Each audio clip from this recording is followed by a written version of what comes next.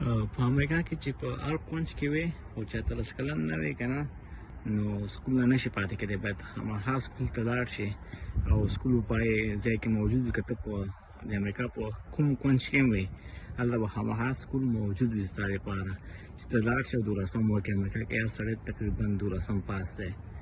نو مونږ چې اوس کور بدل کړلو نوې ایریا ته لاړو، تقریبا د هغه یو کونج نه بل کونج ته لاړو. نو هلته مونږ چې خپل مکتبونه هم بدل کړل. ما خپله کشره خور دلته واچوله، 11 کې دی. دا د های سکول دی، مینر سینیر های سکول نوم یې دی.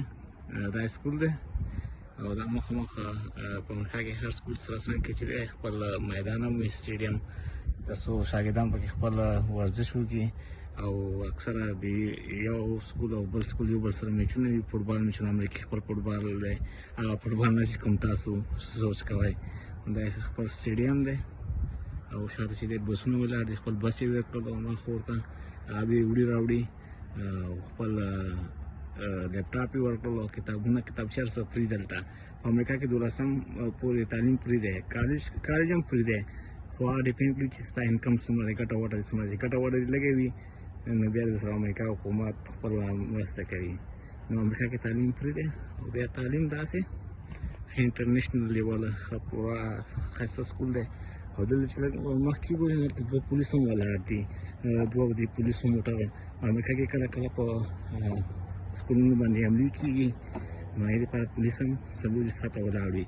دا مخامخ دا د پولیسو موټر دی، د 2 دانې ولاړ دي، یو خو بل هم ولاړ دی خو ښکاري نه، شاید لږ لږ ښکاري هم. نو 2 پولیس ولاړ وي او هر رقم سهولتونه ډک مکتبونه دي. او دا یو چاپېره غټ پارکینګ دی، دا د استادانو او څومره کسان چې دلته کار کوي هغوی دپاره دا پارکینګ هم دی.